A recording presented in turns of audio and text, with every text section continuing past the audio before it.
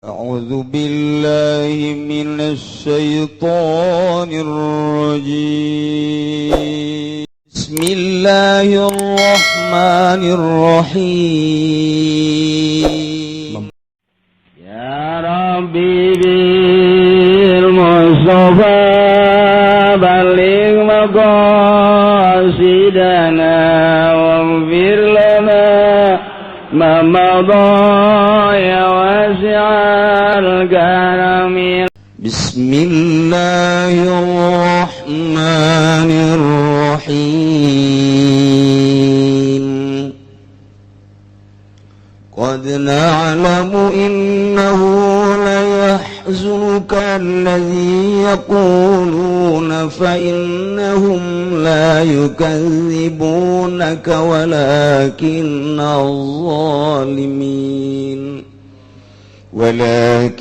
الظالمين بآيات الله يجحدون.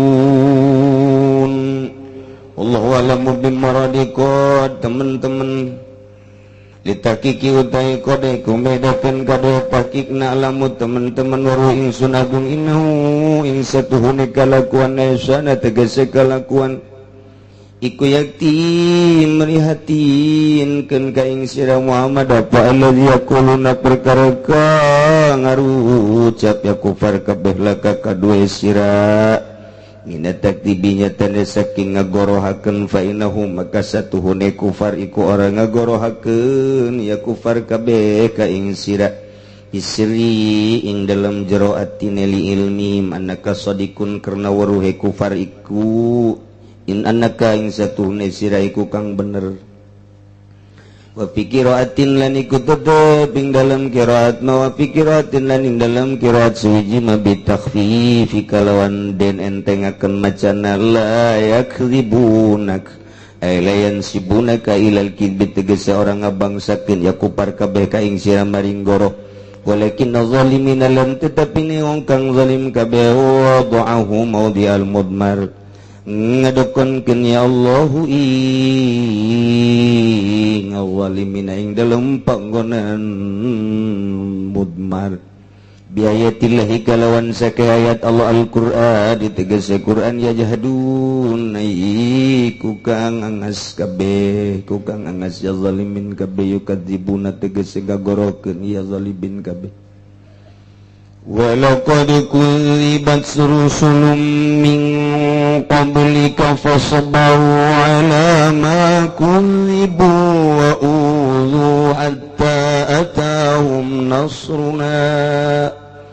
wala mubaddila likalimatillah walaqad ja'aka min naba'il mursalin. Wallahu a'lam bimaradi demi yakti teman-teman dan gorokeun apa rusulun pirang-pirang utusan min qablika kang tetap saking sadurunge sira Muhammad fihi ku tetep ing dalam ayat walaqad kudzibat rusulun utawi tasyiatun lin nabi ngabeberah kadue kangjeng Nabi sallallahu alaihi wasallam pasobaru maka pada salalabar ya rusul kabeh ingat sebarang kang den gorokeun ya rusul kabeh wa udulan den pilaraan ya rusul kabeh atahum malah takahum ing rusul apa nasuna pitulungin sun agung bihlaki kaumihim kalawan dan rusak kaum rusul fasbir maka sobar sira Muhammad hatta yatiaka nasru malah teka ing sira papitulung bihlaki kaumi kalawan dan rusak kaum sira wala mubadilalan oranana ganteni ku maujud li kalimatillahi kadwe sakehe kalimah Allah wa ini tegese pirang-pirang janji Allah walaqad ja'akal naki teman-teman yakti teman-teman teka ing sira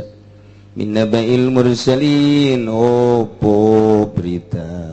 kang den utus kabeh ma yaskunu bi qalbuka barang kang meneng kalawan ma opo ati sira wa in kana kabura alayka iraduhum fa in istata'ta an tabtaghiya nafaqan fil ardi aw sulaman fis sama' fatatiyahum biayah walau sya'allahu lajama'ahum 'alal huda fala takunanna minal jahilin. Allahu a'lamu bimuradi wa in kana lamun ana kalakuan iku gaburo agung azumat tegese agung alaika ingat dasisraya radu maka mengone kufar kabe anil islami saking islam dihirsika alaihim kana kasam sama sira alaihim ngatasi kufar fa in istantonta maka lamun kawa asa sirantam tagiai ingin tanyu prisirana fakon ing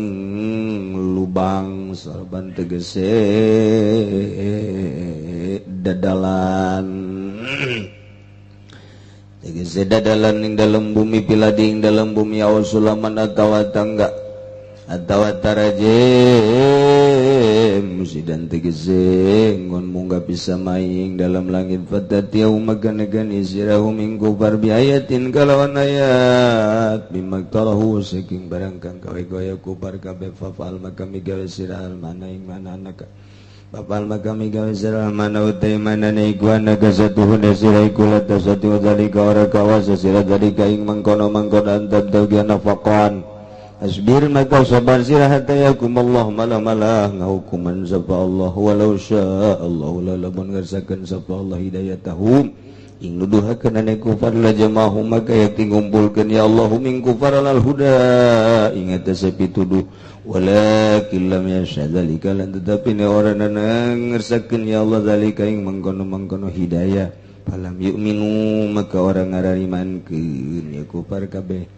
fala takunanna maka ajaan temenan sira Muhammad minal jahilina iku tetep saking kang boro kabeh bidzalika kalawan mangkono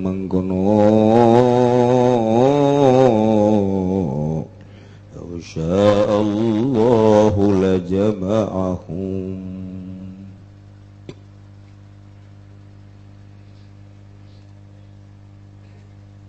Nyaritakeun tentang kufar ngabohongkeun ka Kangjeng Nabi Muhammad sallallahu alaihi wasallam pas tanggal 27 Rajab orang Rajaban ya nyaritakeun Kangjeng Nabi umur 20 Kangjeng Nabi geus dijuluki ku seluruh orang Mekah dengan julukan Al-Amin. Lantaran naon bae nu kaluar ti ucapan Kangjeng Nabi teu pernah meleset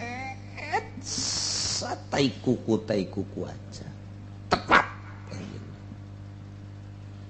Teu pernah aya bohong, teu pernah meleset, teu pernah be aya mung mang. Jadi naon nu diucapkeun ku Kangjeng Nabi tepat luar biasa. Dijulukilah Kangjeng Nabi ieu adalah dengan julukan orang yang sangat terpercaya Al-Amin. Nyawa amin di urang. Amin Rais, Aminuddin. Jeung berbagai amin beta mah. Kangjeng Nabi mah predikatna Al-Amin. Masyaallah. Tokoh-tokoh Mekah terutama inohong Mekah Abu Jahal nyahoeun kana keistimewaan Muhammad sieun Abu Jahal ge ka Kangjeng Nabi mah mun Kangjeng Nabi nyaritakeun tentang azab pasti datang. Menyaritakeun naon bae pasti bae matak sieun jero hatena mah Abu Jahal cacak Abu Jahal pang pinterna pang tokohna buang inohongna di Mekah hate leutik nama mengakui kana keistimewaan Kangjeng Nabi ngan gengsi eta teh gengsi mun dibabawa geus bahaya jasa gengsi. Naik Kangjeng Nabi umur 40 tahun diangkatlah jadi Rasul Allah. Ketika Kangjeng Nabi khawah di Gua Hiro menyepi Kangjeng Nabi, menyendiri Kangjeng Nabi, ninggalkeun dunia, ninggalkeun makhluk. duduaan rarasaan jeung Gusti Allah teh ngeunaheun jasa di luhur gunung teh asa bareng jeung Allah asa komunikasi nyambung jeung Allah ngeunaheun tak urang ge lamun geus bisa sorangan nikmat ibadah geus hebat tah lamun jelema can bisa sorangan ibadah sorangan mah salat sunah ge Allahu Akbar Allahu Akbar ai di loba jelema rapi salat mah ieu nu pas kieu Ki Haji teu beres sama pas kitu lamun loba jelema we salat sia ai di imah bae mah pamajikanna ge nyahueun Pak Haji teu salat di imah bae mah mun eueuh sasati lok salat tapi lamun aya jelema waduh geus tang salatna mah cek cenah kula mah lamun teu salat teh nyeri awak cenah weuh insyaallah padahal mah pamajikan lagi ngajebian bae sacayut ngomong tapi gimana kanyawan urang mun di loba jelema pakara lamun loba jelema nyawerna ge parah weh kadede anak mah dia mah yang meuli SG ganggarateun tah ieu potongan-potongan munafik sakos kitu perbaikilah diri urang supaya akur bae salat di loba jelema jeung sorangan akur nikmatna ngan lamun teu dibersihan heula batin moal beres bisana urang ngeunaheun ibadah ka Gusti Allah duduaan jeung Gusti teh ketika batin urang geus bersih aing ngabersihan awak bababari jasa kulit urang aya teh kotokan gegeuraan bae harita keneh kumaha lantaran besi kambeueun ku batur oge sorangan ge teu betah urang keur lempang di baju urang teh aya kotoran boro-boro nun najis cacakan cai hujan bae ge cai hujan ngecret ka urang keur lempang di jalan ngecret gegeuraan di kumbah baju urang samping urang dan lain sebagainya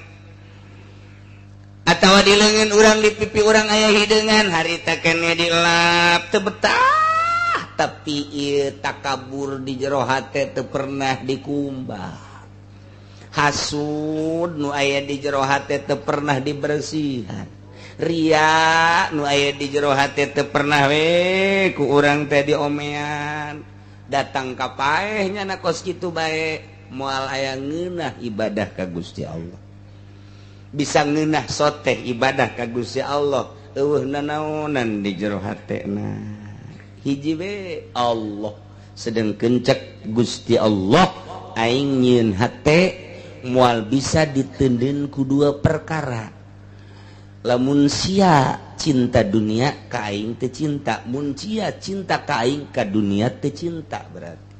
moal bisa nya cinta ka aing nya cinta dunia moal bisa akhrij hubbad dunya min qabl bika keluarkan cinta dunia di jero hati anjeun fa inilah ajma'u hubbi wa hubbad dunya fi qalbin wahidin kaula moal ngumpulkeun cinta ka kaula jeung cinta dunia di jero hate hiji hate nya cinta dunia nya cinta ka Allah moal bisa berarti di jero urang di jero hate urang renungkeun aya sia awak cinta teu ka sawah cinta ka mobil resep cinta tante resep ai cinta jeung resep eta gane ai ka motor resep eta nu mentak datang ka ngridit ge ku resep itu berarti siapa lo bakal resep jasa ka resep berarti teu cinta ka Allah teu cinta teh ka Allah kajen teuing ngomong cinta sungut doang jadi kurang kadeuleu dina praktekna nah bari awak aya cinta ka Allah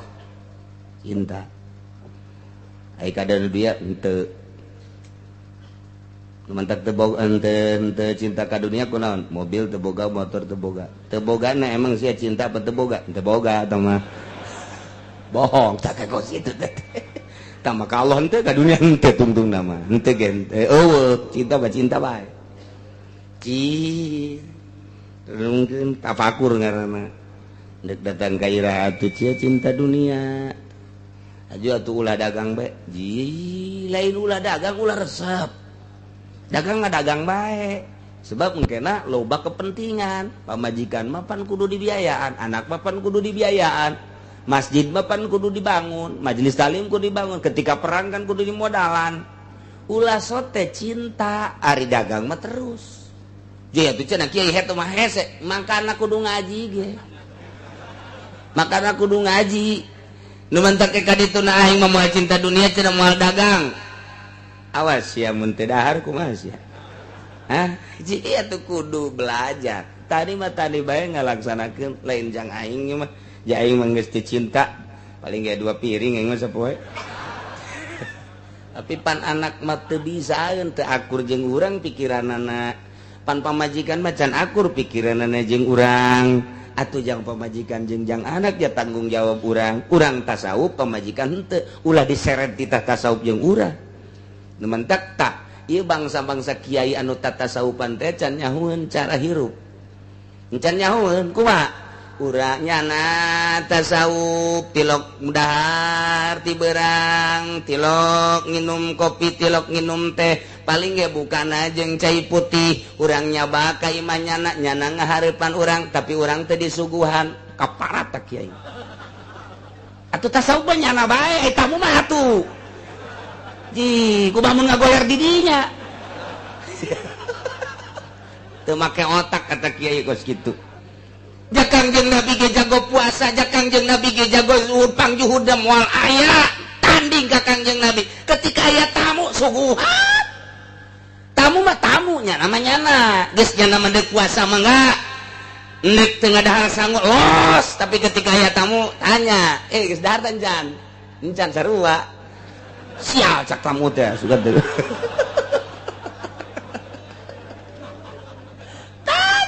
tahu di mana ya aduh habis di Bogor berangkat jam sabaraha jam 7 mampir-mampir tadi henteu langsung bae wari inget jam 11 can dahar ya berarti paingan kesangan bae budak atuh ayana tama nyana mah puasa los nyana mah teu ngadahar sangu los tamu mah Allah tah suguhan lamun moal nyanana ulah kaharep nyanana di gunung bae nyanana atau di kamar bae keur holwah teu kapanggih geus teh disuguhan ge nyanana keur holwah ai kitu mah nyanana datang ka dinya sasalaman ngobrol ai tamu teu bere cai-cai acan tasawufna teu boga guru teu maka jeung gogoman ai suguhan tamu mah geus los jang sia aing mah henteu aing mah teu keur puasa ieu aing mah teu emang tilok ngadahar poe kos kitu ieu jeung temen teu ngeunah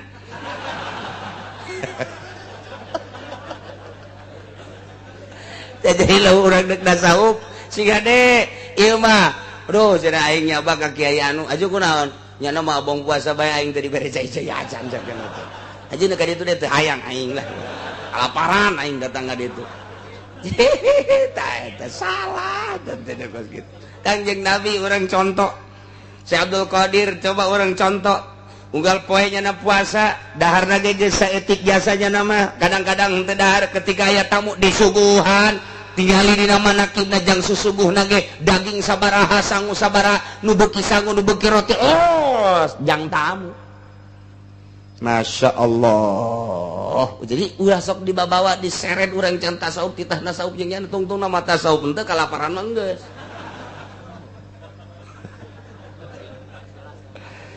ya Allah ya Rabbi. Nah iya kangjeng Nabi ya, ketika diangkat jadi Rasul nyada dakwah para jamaah kangjeng Nabi wahai ahli Mekah wahai ahli Quraisy wahai kaum Kusoy wahai kitu ahli-ahli Mekah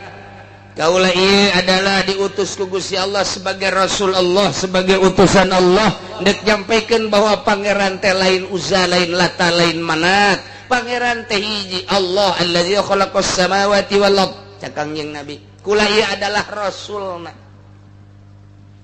uyang ingatnya Muhammad cak Abu Jahal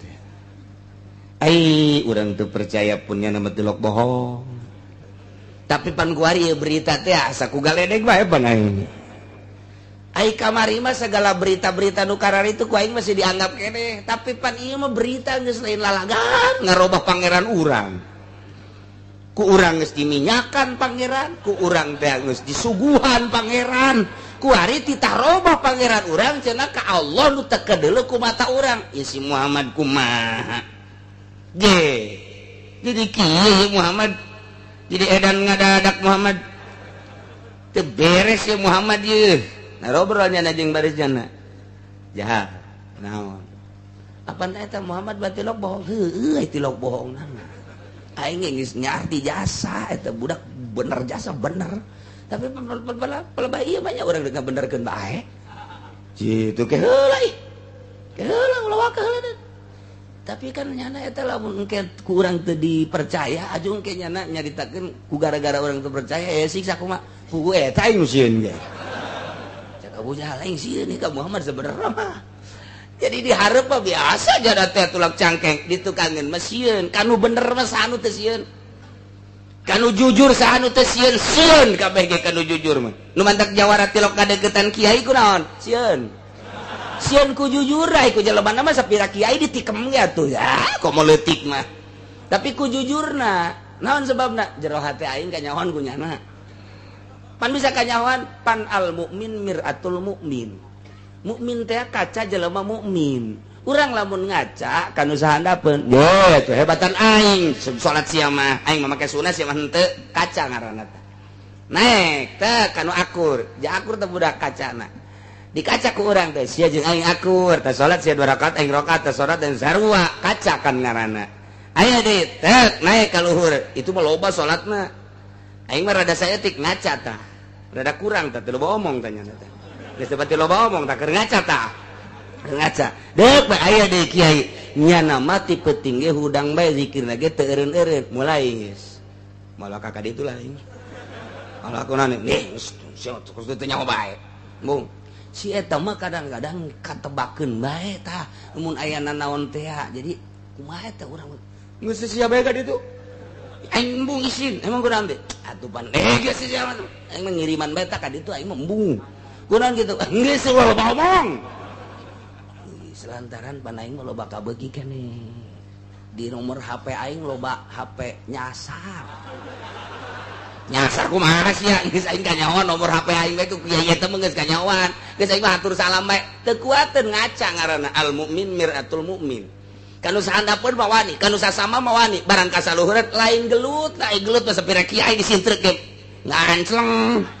Tapi eta na teh aing teu kuat teh isin, jadi teh kanya aduh geus ya sugan aing mah lain. Jadi tengah-tengah gua aing nyana nyahoeun ka aing, berarti atuh. Ye. Geus lah, loba omong. Geus loba omong. Eta keur kitu tah ieu ge ieu. Abu Jahal ka Kangjeng Nabi teh kos kitu. Sieun isin lantaran ngaca nyana loba kasalahan loba katakaburan kasombongan jeung sajabana ngaca ka Kangjeng Nabi sebab jadi kaca. Nah urang ge lamun selalu ngaca kos kitu teh jang introspeksi dititah al mukmin miratul mukmin jelema mukmin teh kaca lain ngaca kieu otak sia mah kieu sih kaca teh coba ka dieu sia tuh jatuh ka dolo aing da kulit sia leuwih hidung ti otak aing boro-boro aing ngaca ka sia blon dah budak. Cakero pajar kaca nu di 8 gitu. Tah cara tadi tah. Lain urang bae nu teu paham di zaman eta teh surah Tuan Abdul Qadir. Si Abdul Qadir keur nyaritakeun al mukmin miratul mukmin, masyarakat tetep teu percaya. Teu ngarti. Maksud ngaca kumaha sih? Teu. Cek Tuan sia boro-boro jadi wali sia mah kitu ge teu ngarti. Maksudnya ngaca kumaha aja urang mah ngaca teh atuh kadeuleu beungeut kadeuleu awak eta ngaca jadi disurahkeun ku Tuan Sabdul kieu ngaca teh model tadi deuleu ku sia dulur sia nu sahandapeun sia asa kumaha diri sia asa hebat kan sebab kacana jore deuleu kacana nu akur sia asa akur kan asa kacana akur deuleu kacana nu leuwih heran kumaha eta perasaan sia isin geus ngaca berarti sia ngaca urang kuari boga beungeut kasep boga banget kasep ngan ukuran kasep urang baik jol baik aya urang Arab mancung irungna nya bentik bulu matana kumisna ngajeripit janggotna geus rapih jasa eta nu tadina ka kasepan teh barang deuleu itu kan ngaca nah embung lah jeung eta mah aing saingan eta mah ngaca ngaranna eta keur carita ngaca beungeut kabelah dituna ngaca harta kabelah dituna mah eta kos kitu anak nu kudu di dieu mah ieu akhlak kaca tuh dulur urang anu leuwih hebat kaca tuh mantak si Abdul Qadir mah sanggupan hei masyarakat bola aing ngaca sia ka aing nya nama terang-terangan tuh si Abdul Qadir mah gerang ngaca sia ka aing dititah ngaca ka Kangjeng Nabi mah Kangjeng Nabi geus eueuh nu aya kuari aing incuna bola aing hah dek kadu naon sia jeung aing kos kitu teh kos sombong tuan Syekh Abdul Qadir mah kaca aing ku sia lamun sia salat bandingkeun salat sia jeung salat aing mun sia puasa bae bandingkeun puasa sia jeung puasa aing mun sia udang tipotik bandingkeun udang sia jeung udang aing kaca aing tuh aing ngomong kos kitu teh lain hayang harta geus liwat teu hayang aing mah harta aing ngomong kos kitu lain hayang agung geus liwat keagungan aing mah dibandingkeun jeung sia teu hayang aing mah aing teh hayang mulia liwat aing mah artina liwat geus dinolkeun teu hayang dunia teu hayang agung teu hayang mulia hiji nu dipake ka hayang ku aing mah Allah kaca aing ku sia karak jelema tararungkul kabeh kitulah kakutuban Tuan Syekh Abdul Qadir Al Jailani qaddasallahu sirrahul aziz nah ye cek Abu Jahal teh cek Abu Jahal ngomong kieu Muhammad ai kamari masih ngomong kieu kitu ge aing percaya tapi pelebah ngaganti pangeran mah lain kehelanan ke aing masih make perhitungan gini ulah sasablakna sunggut sia sebab sia lamun pindah pangeran kuari ka Allah khalaqus samawati wal ard ninggalkeun usa jeung lata ieu pangeran urang dek dikamanakeun sakjana pangeran urang ieu waduh geus diminyakan geus dipuput geus dipandian dek dikamanakeun ka pangeran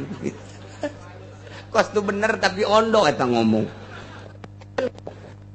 artinya pangeran ya Allah leuwih ti orok ka pangeran lain mandian urang endahan dipandian sama pangeran tetep cak Abu Jahal manya urang waduh pangeran ulah dihina Kangjeng Nabi ku Abu Jahal awas ya Muhammad lamun sampaikan ka ngomong-ngomong di pangeran aing kajen kukumaha nu bertindak ka sia awas ya Muhammad Abu Jahal langsung ceramah wahai para ahli Mekah kamari ieu mah nu ngaran Muhammad teh julukan Al-Amin teh jelas tapi setelah ieu nyana teu aya sababaraha bulan ai prak aya ngaganti pangeran awas ulah waka percaya ka nu ngaran Muhammad awas ulah waka haju prak iman bae kanu diimani ku Muhammad deuleu ieu jahal ieu deuleu ieu embah maraneh kabehan hayang naon maneh kebutuhan datang ke embah ka dieu ulah nuturkeun Muhammad awas watu masyarakat geus kukumaha ge asal dibere beas bae asal dibere roti bae asal dibere duit bae geus bae kos pencalonan lurah teh nyaho bener teh nyaho salah pokona asal dibere duit siap kadituna kaduhung aya pencalonan bupati asal dibere duit pilih kaduhung aya jeung urusan negara emang meureun eta wawatak nu kuari teh akur jeung wawatak kaum Abu Jahal alhamdulillah irobil ya ada Abu Jahal kan itu hayang beas datang ka aing hayang roti hayang terigu datang ka aing hayang duit datang ka aing nu penting sia ulah iman ka Muhammad ayo buat tuh Abu Jahal jelema ternama atuh direkrut kunyana perekonomian jang nyumbang jelema supaya ulah iman kanu diimankeun ku Kangjeng Nabi Muhammad sallallahu alaihi wasallam Kangjeng Nabi dakwah teh didarengekeun Kangjeng Nabi ngajak teh didengekeun Masya Allah timbul prihatin manusiawi ngaranna Kangjeng Nabi padahal pan ieu diangkat ku Gusti jadi Rasul Gusti tapi jelema teu percaya tah watak jelema teh eleh ku dunya nu mantak ieu atut teh jago jasa nuturkeun Abu Jahalna jago ieu mah nu penting menang kumaha ieu nu nyana ka leluhurnyana ka Abu Jahal baheula Abu Jahal teh kos kitu tah lantaran nyumbangan jelema supaya ulah iman ka Kangjeng Nabi Muhammad loba nu nuturkeun Abu Jahal diparake lakukan kandidat nu aya di Banten nu aya di Indonesia khususnya di Jakarta jeung di Banten komo di Tangerang mah alhamdulillahirabbil alhamdulillah ka Indonesia goblok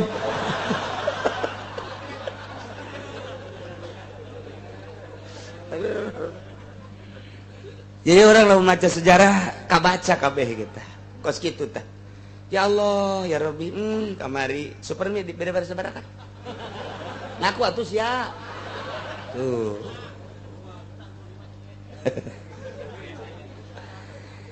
dawahlah Kangjeng Nabi wahai ahli Mekah ulah salah pangeran teh Allah nu ngadamel 7 lapis langit jeung 7 lapis bumi nu utar atur kahirupan urang dijieun ku Gusti Allah ieu teh digurak-gerakeun ku Gusti Allah kabeh ahli Mekah Muhammad kami mah moal ka ngadenge lantaran kami mah ieu disumbang ku Abu Jahal waduh si Kangjeng Nabi poharam dawah deui ka belah kidul sarua dawah ka belah wetan sarua dawah ka belah kidul ke kulon sarua ka belah kaler sarua bae terus bae Kangjeng Nabi eueuh nu ngadengekeun teh ngan sakadar jelema-jelema tertentu pamajikanana Siti Khadijah nu ngadenge teh Sayyidina Ali aloku anjeun nu ngadenge teh tokohna Sayyidina Abu Bakar nu ngadenge teh Sayyidina Umar mah geus kakerot bae teh Muhammad macem-macem bae teh Sayyidina Umar panjawara Sayyidina Umar aya bae segala pangeran segala naon lah hirup geus judi mabok kitu bae cek Sayyidina Umar ka pangeran-pangeran teh Sayyidina Umar mah kos kitu aya dulurna nu awewe asup Islam sia ku aing seret cek Sayyidina Umar segala asup Islam segala naon Sayyidina Umar galak jasa Masya Allah das boleh sededekeun Muhammad ngaco Umar eta waktu didukung Abu Jahal ku Sayyidina Umar didukung ku Abu Sufyan didukung ku tokoh-tokoh tegar Abu Jahal teh das Abu Jahal boleh sededekeun masyarakat geus bae momoy ulah kena iman ka Muhammad nah Kangjeng Nabi sedih prihatin ieu teh Rasul diangkat jadi Rasul ku Gusti tapi dakwah teu daraekeun sedih Kangjeng Nabi teh sugan teh mah begitu diangkat jadi Rasul dakwah haju daraekeun jelema henteu cacak Kangjeng Nabi diangkat Rasul ku Gusti Allah dibere mukjizat Al-Qur'anul Karim jelema teu langsung iman atuh komo si Udin nu balik pesantren mah balik pesantren aju hayang dituturkeun bae atuh salah diri sorangan heula masjid bersihan amparkeun salat duha ulah hayang kadeuleu ka Gusti Allah maca Quran bae ke sabulan 2 bulan 3 bulan ke masyarakat je eta si budak anu sok di masjid bae eta urang nu karak balik pesantren ji jagetol teu boga pagawean pan nya mangan ngaji bae ji urang ngaraji yuk kanyana yuk mulai tah urang ngaraji kanyana mulai din sia iya bagus teu boga pagawean nya tuh kula mandeg pagaweanan susupira udah ngabersihan masjid ngompa bae ge ngabersihan masjid bae lah kula mah ibadah ka Gusti Allah sia pesantren sabaraha kebal atulanyakeun kebelna ja asana ti harita teh ya can kumisan ajo atuh ku hari mah atuh kahandap-handap geus wisan ya geus kebel berarti sia pesantren kieu bae tuh din gori kumaha lamun sia magahan ngaji di musajen bae lah jangan musajen ge bisaeun kitu heula tah tawadu ngaran henteu orang magahan ngaji bae di dieu rukun-rukun salat atuh aya meureun 5an mah lobaan amat ceukna teh mun 2an mah daek lah ulah 5an mah loba teuing ngomong teh kitu heula ieu mah datang-datang nongkrong bae wauh encan naon encan encan kadeuleu akhlakna ku masyarakat nyana bersepentah henteu ka salat nyana bener tah henteu pembohong apa lain besi aya duit sholawat nyimpang tah henteu can kanyahoan geus ngajakan ngaji atuh embungin masyarakat ge ulah ngajakan ngaji ka masyarakatna tembongkeun heula jati diri lamun urang geus jadi madu pasti sireum daratang geus jadi gula sireum daratang mun jadi jajamu budak leutik pangheulana kabur pahit cakena teh mah atuh kitu heula jadi santri aju memeh aya santri geus ngabangun heula 2 tingkat wah asana ieu mah pipeternakeun ayam ya dipeternakeun gajen kumaha ge lain kitu didikan salaf mah datang ka imah tembongkeun diri urang jati diri ibadah ka Gusti Allah eueun nu ngaji maca Quran nyeun bae pondok tihang awi leutik mah hiduaneun engke datang urang dinya eta jangan da lah besi anu ngendong we di dieu tuh sederhana tapi pasti sederhana tapi pasti karena gos gitu datang kolotna ieu lah teh nu ngaji amil di dieu tah ieu atuh betaheun teh moal atuh coba doakeun supaya betah geus atuh tadi dinya tah tuh mulai 1 2 3 pagahan beneran kunyana tuh geus aya takwari mah 5 geus teu mahi teu kudu minta bantuan ka bupati ka camat ka lurah duit nu aya gunakeun heula bego sapira meuli awi opat deui da panjangan ieu ku aing ka dieu make hateup ka dinya tah set beres ke aya deui ke kakarak geus aya 50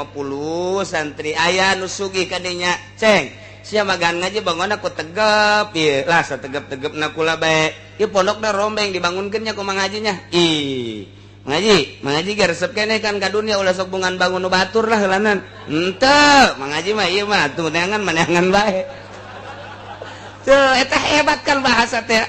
ngeunaheun kan udek ngabangunna ge nah ieu mah tuh aing mangaji leuwih mah teu naon heuy mangaji mah aya leuwih mencan ngan ieu tuh hayang bae jang pi akhirateun oh geus kadinya pikiran mangaji geus atuh malah mah 2 tingkat atuh Pak Haji ngan senang hate lantaran Ki Haji nage teu kapaksa sebab naon pikiranna geus jang ka akhirat geus teu kapaksa coba urang nyen proposal naon teh budak pondok pesantren bener teh teu itu budak ngajina can puguh nyumbang geus bener henteu padahal mah nyumbang lah paceleh bae 200 sia jasapan atuh salah urangna salah jelema keur neangan duniana dipake ka hayang ku urang atuh ngamuk ulah wae kaeulanan tenang bae engke ge nu sugih teh jasa ruah agama nami Islam geus ditoe mah ku Gusti Allah ji di lemur aing ieu budak magahan ngaji rame ieu sok aya marhaba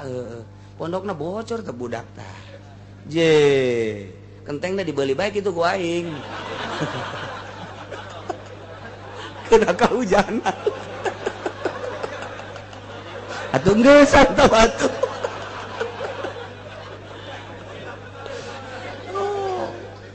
mulai datang Waalaikumsalam ji si cuma magahan ngaji alhamdulillah itu pondok ji nang ngabangun sa itu saya ya kula bae aya salah ditempelkeun saya ditempelkeun geus atulah mangaji ye milu ngabangun aja ieu ulah mangaji lah pan sia ulah ieu bisi mangaji ribit non butuh kene henteu ieu mah jang ka akhirat pan mangaji geus asal geus ngomong akhirat bae tamat timbul ti hate sorangan asal geus ngomong akhirat bae timbul ti hate sorangan proposal mah datang di teu pernah aya tapi lamun geus pikiran ka akhirat tah kentengna tanggung jawab Mang Haji tanggung jawab geus tah eta tah can dicetnya dicet ku Mang Haji geus tah ieu tah naon tah geus kitu ai geus ka akhirat tah teu mah geus jalan lagi tuh ko salat bae kumaha nyana enggak akhirat mah yang 4 rakaat selesai yang 5 yang 2 tuh kumaha nyana nyumbang ge kos kitu kene Masya Allah nah jati diri santri heula ulah sok haju neangang proposal komotan cek Tuan Si Abdul Qadir mah kabatalan Kiai Salaf ketika datang ila abwabis salatin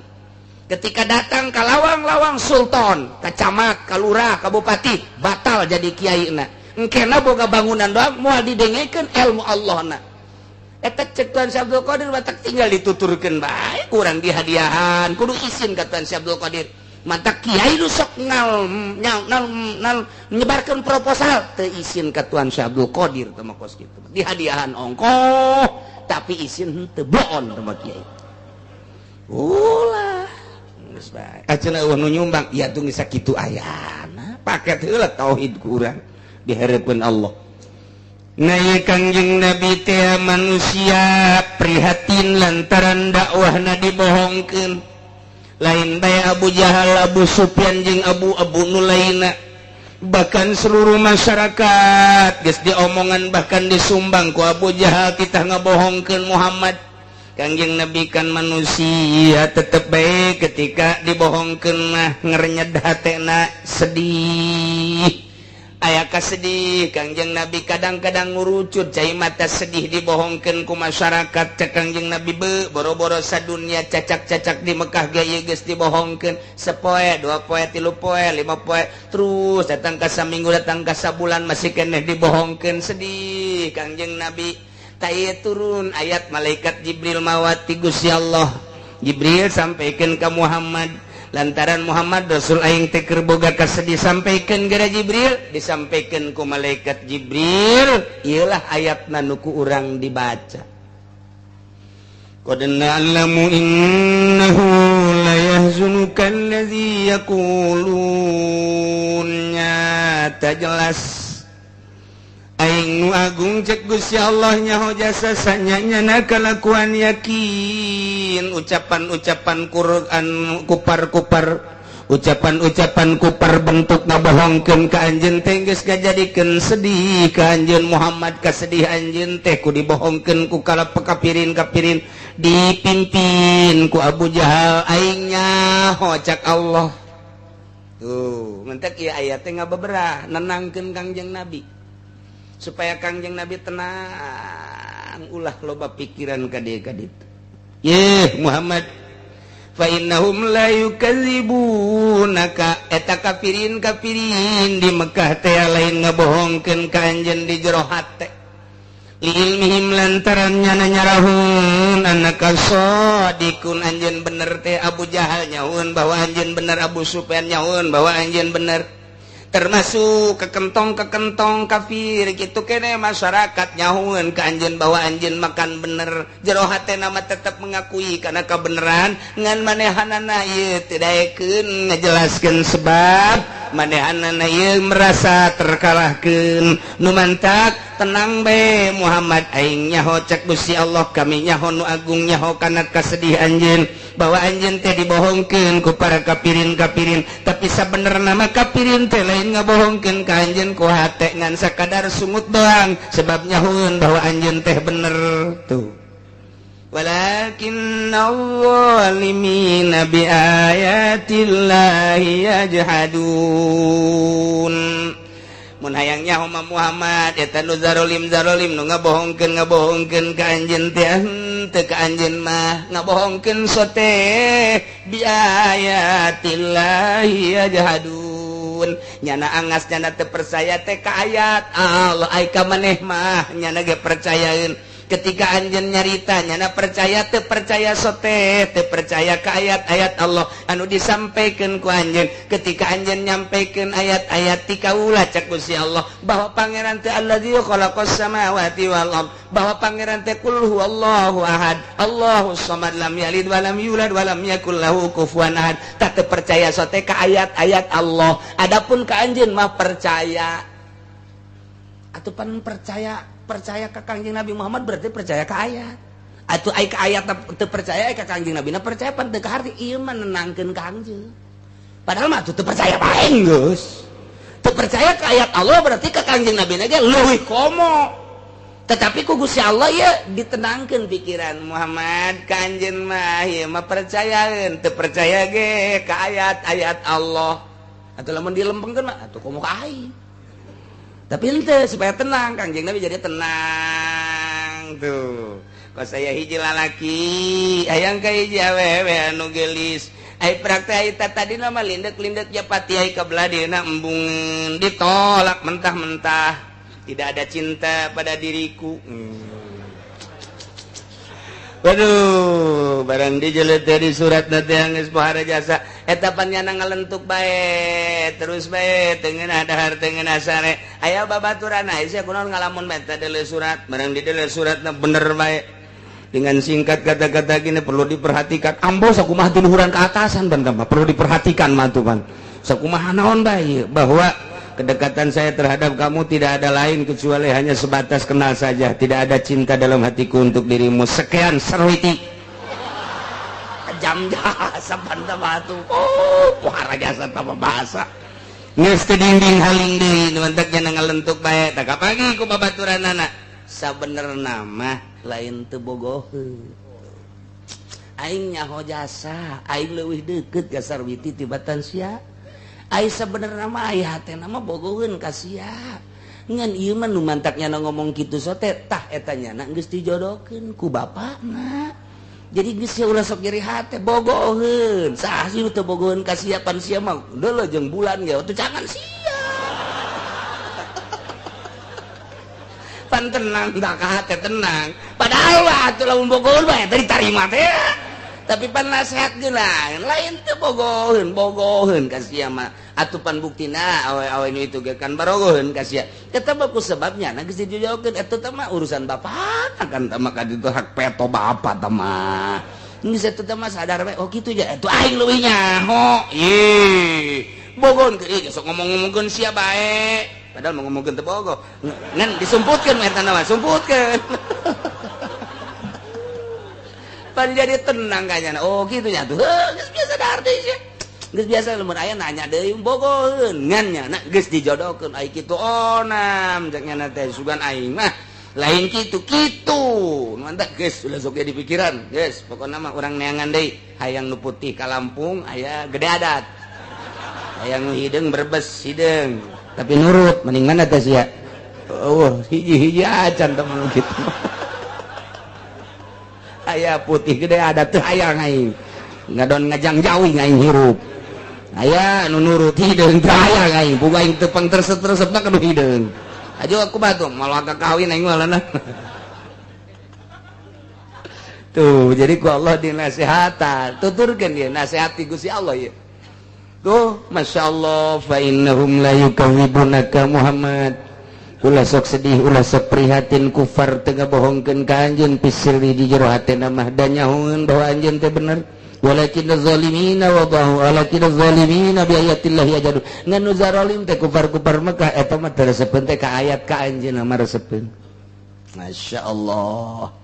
lamun cek ahli bilagah mayat teh wal muzhar maudi al mudmar iltifat ngaranna sebab di itu nama la yazunuka allazi yaquluna fa innahum la yukadzibunak dhamir kunaon tu qablah dina dizahirkeun walakinnaz zalimina bi ayatillahi yajhadun kudu nama walakinnahum bi ayatillahi yajhadun tina walakinnahum dipikeun humna dhamir ditendenan walakinnaz zalimina Teta eta ngaranna iltifat wal iltifatu wa wal intiqalu min badil asali bi ila badin qaumin mual sambarangan di mana-mana ngagantikeun kudu aya rahasia. Naon rahasiana? Rahasiana ngabangetkeun ka kupar-kupar Mekah lantaran tadi mah bahasana ge kupar Mekah. Berarti kupar Mekah teh ieu sangat nganiaya ka Kangjeng Nabi melalui pembohongan zalimna ka binabina. Geus ku sangat-sangatna dizahirkeun ku ari walakinnaz zalimin eta keneh kufar nu banget zalim ka Kangjeng Nabi tuh walaqad kuzibat rusulun min qablika fasabaru ala ma kuzibu Jibril bejakeun ka Muhammad lain Muhammad bae nu dibohongkeun ku kaumna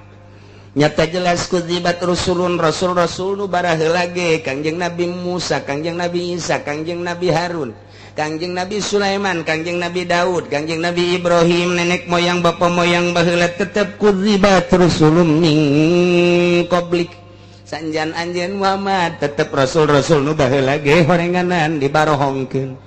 Nu mantap Kangjeng Nabi Yunus datang ka mabur bae ge lantaran dibohongkeun ku kaumna. Numanta Kangjeng Nabi Sulaiman haju ku Gusti Allah kitu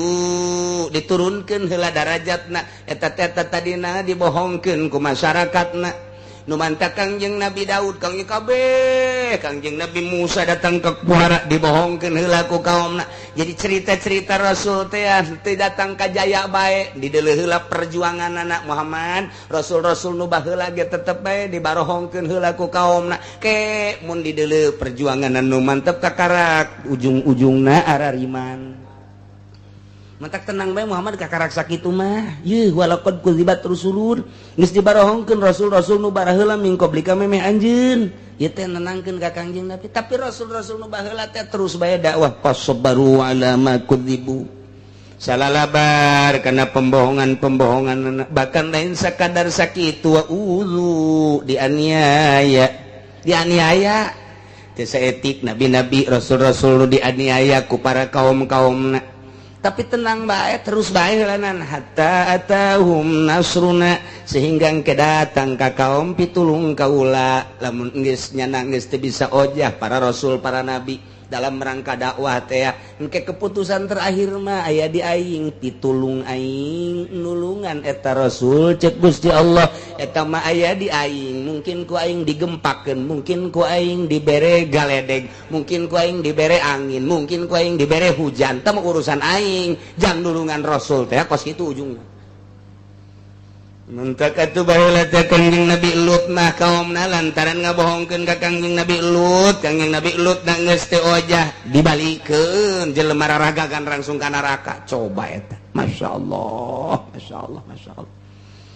Aju di zaman Kangjeng Nabi Musa gitu kene Kangjeng Nabi Musa dianiaya.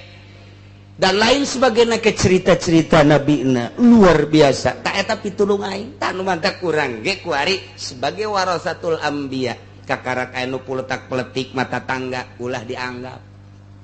kakarak anu puletak peletik ngomong mah anu tina sajajareun ulah pati dialah hate kakarak diciduhan mah Kangjeng Nabi mah geus lain diciduhan deui Kangjeng Nabi mah unggal salat balik di masjid diciduhan coh asal balik subuh bade ciduhan coh Kangjeng Nabi sababaraha kali diciduhan ketika Kangjeng Nabi liwat jem nu sakitu eueuh nu nyiduhan Kangjeng Nabi ngajanteng bae ngadagoan je teu goa tuturkeun Kangjeng Nabi ji tuturkeun Kangjeng Nabi diintip ku Siti Aisyah cek Siti Aisyah pan atuh cek Siti Khadijah ku Siti Khadijah cek Siti Khadijah teh pan atuh ieu lila amat Nabi biasana geus datang di dieu keur ngadagoan keur nangtung bae orang ngadagoan nu nyiduhan eueuh barang datang tuan kok rada lambat biasana aya nu nyiduhan di dinya jam sakitu teh kok ieu eueuh nu mentek ditagoan besinyana lambat tuturkeun Kangjeng Nabi aya urang muringkak bulu urang mah kos kituna teh geus lain sakitu deui Kangjeng Nabi mah beres kok bro jeung nu di imah kaluar punten cek Kangjeng Nabi aya naon aya nu sok nyiduhan teh dirinya saha ngaranna oh Kipulan emang kuari ka mana oh nya Muriang dilayat ku Kangjeng Nabi dilayat ku Kangjeng Nabi Waalaikumsalam oh Muhammad aya naon lain biasana kula sok diciduhan ieu aduh hampura sakieu hampura aduh kula ieu keur muriang panas tuh izin amat Muhammad wah kula mandek iman bae ka ajeun asyhadu an la ilaha illallah wa asyhadu annaka Muhammadan Rasulullah Muhammad horenganan eta istiqomah jasa anjeun teh ku sebab kula eueuh bae disampeurkeun ka dieu eta teh mah endek iman mah alhamdulillah hidayah ti Gusti Allah ca Kangjeng Nabi engke kumaha mun aya Abu Jahal datang lah Abu Jahal tinggal Abu Jahal guys kula izin jasa mainnya kula teh nyiduhan bae dilayan pas kitu urang mah mantep jasa urang aya nu ngomongkeun bae ge saha eta nu ngomongkeun aing hah diteluh sia ku aing nya kiai leuh tuh gas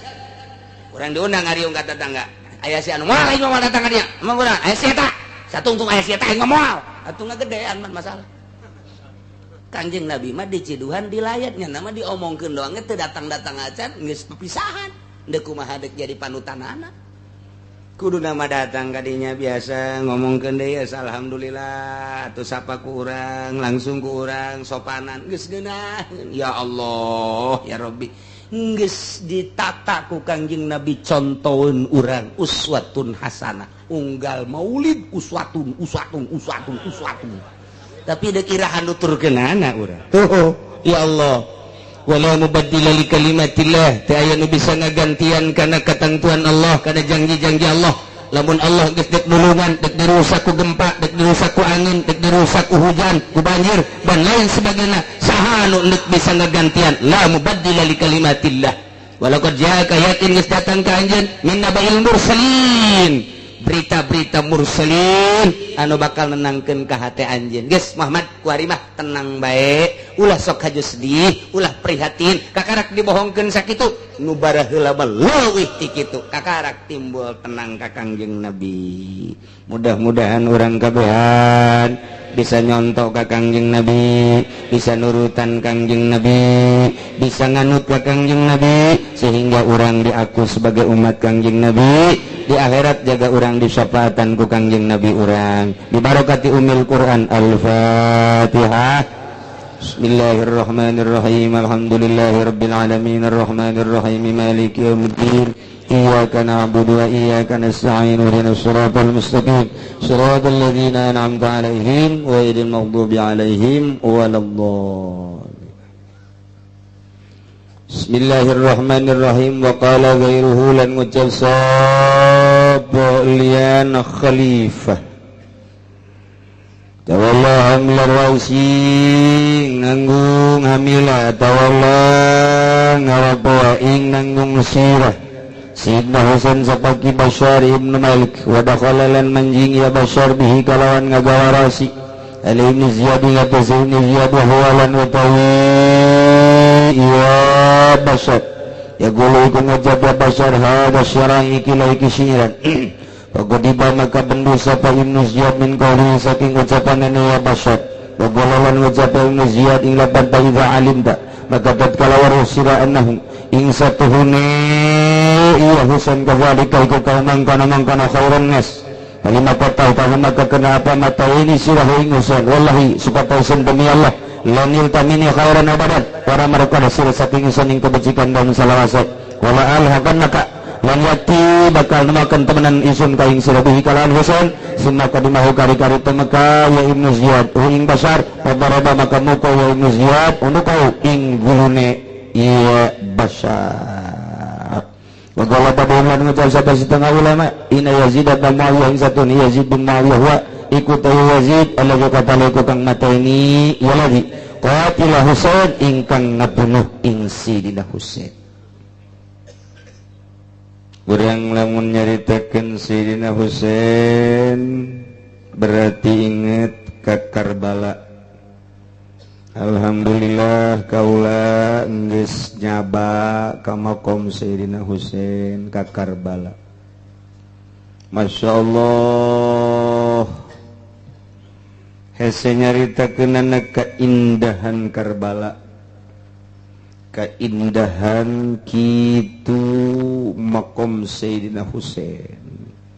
keindahan bangunan-bangunan nu ditaretes ku mutiara-mutiara parijeng arsitekna anu luar biasa cakepna hebatna keagungan Sayyidina Husain secara batin dalam rangka memperjuangkan agama anu haju dicacag-cacag haju dibentukeun kuburan di dinya zahirna mulya batinna mah leuwih mulya zahirna kuari pohara jasa dimumule ku urang Iran Karbala ayana di penungtungan Irak Iran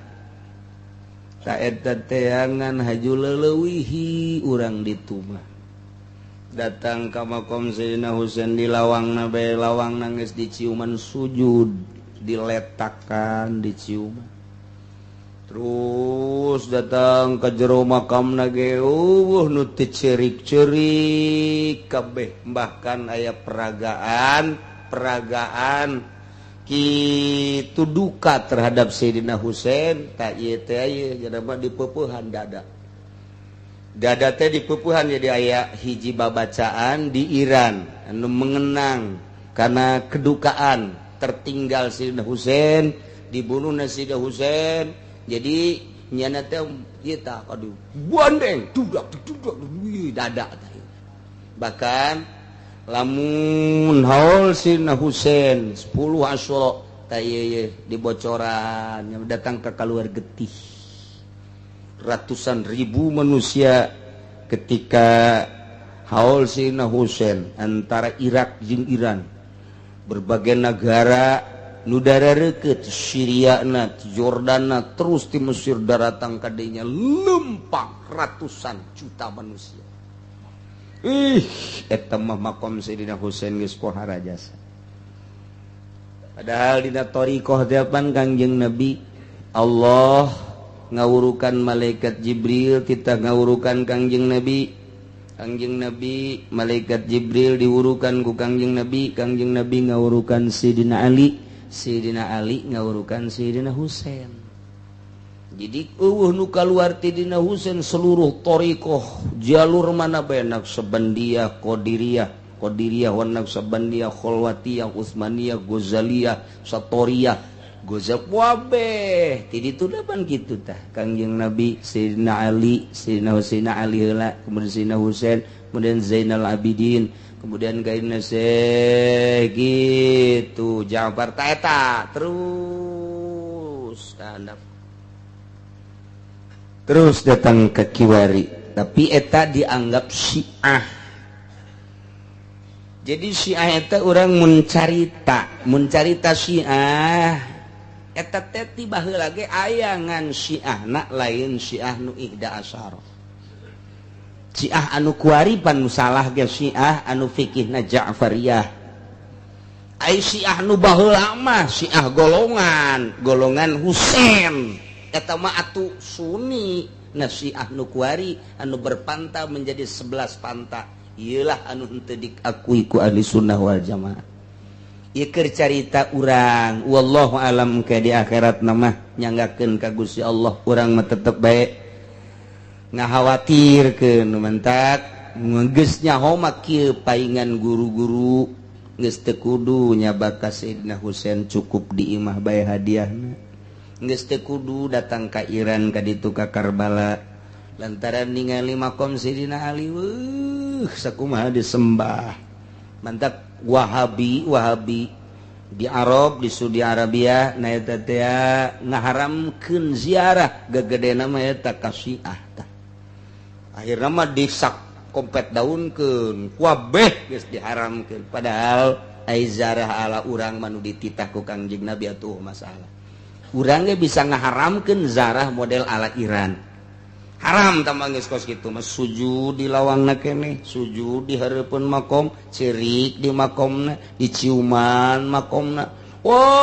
di ideran makom Sayyidina Husain teh itu keneh Sayyidina Ali di Najaf ieu keur carita Sayyidina Husain masyaallah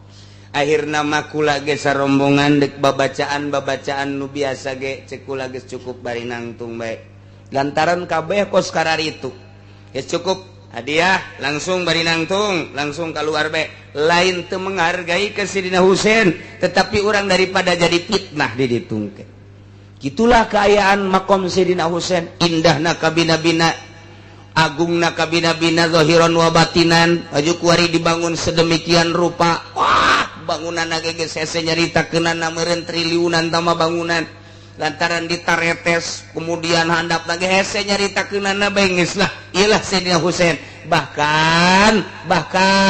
disebut nage ieu haram ku urang ditu mah geus ibadah haji na Syiah adalah ka makom Sayyidina Husain ibadah haji na kaum Syiah teh kadinya ke kakarak ibadah haji ka Makkah biasa ngan nyana nganggap eta teh sarua jeung ibadah haji puluhan ribu unggal peting terus-terusan unggal poe unggal peting tamang geus moal sepi-sepi di kuburan Sayyidina Husain mah kuburan anu terus-terusan dikunjungi ribuan manusia tilu hiji kuburan Abu Ali Ridho nomor kedua amali ridho teh eta teh adi eta teh kakak Sayyidina Husain ngan beda emak ai Sayyidina Husain teh gitu cucu Sayyidina Ali putra Sayyidina Ali teh nikah ke putri Kangjeng Rasul ialah boga anak Hasan Husain panca Kangjeng Nabi teh awas Ali ulah dikumpulkeun darah kaula Fatimah jeung anu sejen satungtung kula aya keneh ulah dikumpulkeun kula ieu adalah embung neuleuh prihatin jeung sedih anak kaula teu nyandung teh Sayyidina Ali teh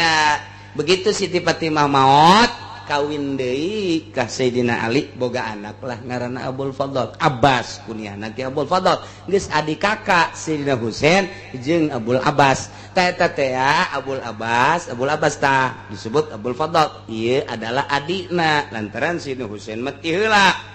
kuburanana masyaallah hiji makom Sayyidina Husain puluhan ribu dua Abul Fadl luar biasa Abul Abbas emang tidinya katilu ngan misah kuburanana misah embungnya na dihijikeun nu mantak embung dihijikeun isin waktu perang manehanana gitu haus dahaga begitu haus dahaga anu luar biasa nyanalah anu bertindak neangan cai mawat wadah tadi naik kuda begitu datang ke Sungai Tigris jadi itu orang Sungai Tigris kamari ge ningali Tigris teh terus langsung turun sanggeusna turun terus nganyangin encan nginum mawa cai nu mantak teu nginum nyana embung nyana teh seubeuh ti heula lantaran itu ge can nginum ahli-ahli Allah mah boga pikiran teh kos karitu lamun aing nginum aing seger batur aing mah keur cacalangapan kajen teuing bareng bae nginum coba teh angan di dieu nu boga pikiran kos kitu coba hiji bae henteu cenah mah nyana dahaga cai aya nyana nu ngala henteu kieu aing heula memeh batur henteu ke bareng nginumna di ais wadah langsung naik kuda kabeneran aya penjahat di dinya teh musuh dihadanglah ku musuh ieu leungeun nu keur nyekelan les ya nu keur nyekelan ditempas cap ku musuh potong leungeunna sakieu dicekel les ku leungeun kenca cai digegel ka dieu geus ieu geus kaketepengan ngabelaan babaturan dulur anu hayang nginum nyanana encan nginum lantaran neuleuh masih keneh bisa langsung ditempas di kirina langsung pakai suku les pakai suku iya dicekelak langsung iya sungut iya ngabelaan itu lantaran masih kena bisa kena baik dipanah ceger baik tah etanya terus kokorandangan cai mah datang ka dulurna nyanana maot gitulah memperjuangkan dalam rangka perang si pintekos gitu masya Allah karim iyalah Abul Fadl mantak di ditu teh cai teh dijadikan lambang hiji panah kedua cai ngolocor di hareupeun masjid nage cai di tengah-tengah kota nage cai ge make wadah gitu ngulucur bae lantaran tah mun teu nyaho sejarahna dongengna orang bingung datang ka ditu ieu cai sing kolocor ronak sunna bapak sia dekat itu teh nyaho dongeng acan dongeng oh kos kitu bantak kula dongeng di ditu seperti eta tah geus ngadongengkeun na ieulah lambangna cai nu mantak ku Gusti Allah langsung begitu maot manehanana disadiakeun sorga naon tah lain tindan naonna eta teh embung nginum mantak dina kitab-kitab sufi dipuat embung nginum padahal cai aya sabab naon embung diri sorangan seger ai batur kahaus dahaga kajen teuing batur anu seger diri sorangan maka kajen teuing dahaga ge ta eta teh sufi kos kitu ari tasawuf kuari mah ai kajen teuing aing loba berkat batur maka kajen kalaparan ge ta tasawuf nu kuari teh kos karena itu bloonnya saya ta aduh gusti atuh asa jasa urang nyaritakeun tasawuf mah isin jasa isin eueuh jang sorangan jang batur kabeh. Nah, Sayyidina Husain langsung ceker ku Ki Basar, potong huluna, ditendang-tendang pakai bola.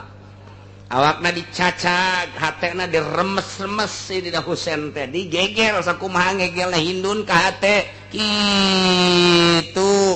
kitu Sayyidina Hamzah majikan Abu Jahal teh geus karengseun jasa ka Sayyidina Hamzah lantaran terbunuh Abu Jahal sebagai suamina di Badar di Uhud dihantam Sayyidina Hamzah ceger cacag 70 cacagan ceger-ceger korek ku si hindun teh eta dadana berewek cokot hatena gegel dirames-rames ku gereget-gereget ka Sayyidina Hamzah cak Kangjeng Nabi zahirna seperti kitu Hamzah na teu pernah nyahueun sebab memeh maot ruhna geus aya di sorga kula geus neuleuh Hamzah keur uncang-uncang di surga iba cerita zahirna seperti ada Sayyidina Husain incu daripada Kangjeng Nabi diperlakukan seperti Sayyidina Hamzah tah ieulah wah acak-acakan awak nama inting-intingan tinggal huluna dipajang-pajang tas ditendang-tendang gitulah memperjuangkan agama urang geus datang ka mana memperjuangkan agama geus datang ka mana urang coba kakarak saeutik diomongkeun leuh geus eureun kakarak teu meunang berkat we eureun urang mah memperjuangkan agama teh urang mah ojol orang mah tah ieu kos Sayyidina Husain Masya Allah karim nah huluna nu mentak awakna Sayyidina Husain teh dikubur di Karbala baheula mah seungit terus-terusan ku ari ge seungit hese nyaritakeun seungitna ngan meureun geus campur-campur jeung parfum ayeuna mah hiji Sayyidina Husain puluhan ribu bae dua Ali Ridho puluhan ribu bae tilu Sayyidina Ali tamu moal eureun datang ka irah ge ribuan manusia teh mah di dinya mah ya Allah ya Rabbi tah baheula mah teu bisa dongeng karing ge urang ngacaan kitab ku ari mah geus nyaho urang ka Najab geus nyaho ka Karbala horeng kos kitu jelema teh Masya Allah pohara jasa ngahormat ka Sayyidina Ali ngahormat ka Ali Ridho ngahormat kitu ka Sayyidina Ali Sayyidina Husain geus pohara jasa disebut lagi haram-haram Sayyidina Ali disebut Masjidna Haram Sayyidina Husain disebutna haram Ali Ridho disebutna haram Ali Ridho geus sarua mempertahankan ahli sunnah wal jamaah mempertahankan sunni terbunuhnya di zaman Raja Harun Ar-Rasyid datang ka di penjaranya nama di jerotane ilah Ali Ridho mantak makomna Masya Allah ribuan puluhan ribu pengunjung unggal poe ngayeuh ke cerita sirahna geus disepakan-sepakan nah wa qala gairuhu cak salian khalifah nyaritakeun ngurus mamawa kana mawa sirah Sayyidina Husain Bashar bin Malik nu ngabunuhna Ki Bashar bin Malik dibabawa ku nyana asuplah nyana bari mamawa sirah Sayyidina Husain ka itu Ibni Ziyad bari ngomong kieu Ki Bashar teh ngomongkeun siran nu tadi teh qataltu khairan nasi umman wa abban wa khairuhum yansibuhun nasaba kaula geus bisa ngabunuh kana pangmulia-muliana manusia ti segi indung jeung bapana digedak ngomong kos kitu teh tah ku saya nu gagedak Ibnu Ziyad bae siap goblok ngomong kos kitu Ibrahim tah kanda kakana kadalik lamun nyaho eta pangbagus sa manusia segi bapa jeung indungna mun eta dianggap pangbagus sa manusia kalima kota tahu kurang dibunuh atuh ku sia goblok sia ngomong bae kharunas ka Sayyidina Husain tapi ku sia dibunuh wallahi demi Allah lan ieu teh moal diengkekeun deui sia ku aing tilekeun balesan aing lan ieu teh mini khairan masalamat tileungan aing sia salilana wala alhiqannaka disusul sia ku aing dibunuh sia ku aing langsung didatangan langsung penggal leherna ceger bae balasan Sayyidina Husain siap aing sia terbunuh sarua bae deui eta main bunuh-bunuhan perang teh kos kitu eta ya Allah urang mah memperebutkeun limbah perang teh sogot ieu sogot itu tah kos kitulah jadi sirahna ngagelenceng dua wari mah sirah Sayyidina Husain ngagelenceng sirah Ki Bashar nu ngabunuh ngagelenceng deui rasakeun sia cek badul ulama sanyana Yazid bin Muawiyah anu ngabunuh anu ngabunuh ka Sidina Husain nu ngabunuh Sidina Husain teh Ki Bashar nu ngabunuh teh lain Ibnu Ziyad cek sebagian ulama langsung nu gaburna Yazid bin Muawiyah pan ieu teh perang antara kitu Sina Ali jeung Yazid jadi urang teh aya perang Jamal Siti Aisyah toba perang jeung Sidina Ali ijtihad aya deui perang Siffin mah ieu Karbala Sidina Muawiyah jeung Sidina Ali gitulah terus berkelanjutan Yazid teh putra daripada Muawiyah sedengkeun Muawiyah teh sahabat Kangjeng Nabi nu mantap teu pernah dicaritakeun ku ulama motif perang ieu mah ieu lamun lain urang keur ngaji kieu mah ieu keur kabeneran carang nu ngadongengkeun nu mantap carang kunaon emang hese didongengkeun teu bararisa ieu mah keur carita nu nyaho ge dilarang guru kula di Garut ngalarang almarhum abah di dieu ulah terlalu didongengkeun lamun lain keur diaji carang pan di mana kiai nu ngadongengkeun keur mah teu bisa deui meureun carang ulah emang aya amanat beneran ulah sebab naon kadenge ku kafir berarti sahabat jeung sahabat perang minantu jeung indung perang teu nyaho motif da pan padahal motifna ijtihad pan nah ieu ge Sidina Muawiyah pan sahabat luar biasa perang Kanjeng Sidina Ali berlanjut Yazid putra daripada Muawiyah berlanjut jeung Sidina Husain putra daripada Sidina Ali nah nu mantap lamun urang lain keur ngaji mah kieu yeuh mau dibahas ku kula ge ieu mah ala kadar bae geus lah ieu mah rahasia bae nya engke bejakeun deui ka ditu atuh ke rangkumanana ku urang insyaallah dicaritakeun dirangkum ke mulai kumakan ieu mah hadis dapat tali jeung hadis ieu caritakeun patali jeung hadis ieu jadi pisah-pisah dongeng teh nah gitulah jadi Yazid bin Muawiyah lah anu ngabunuh ka pembunuh Sayyidina Husain anu ngabunuh Sayyidina Husain Bashar bin Malik dibunuh deui ku Yazid wa imam wallahu a'lam bissawab.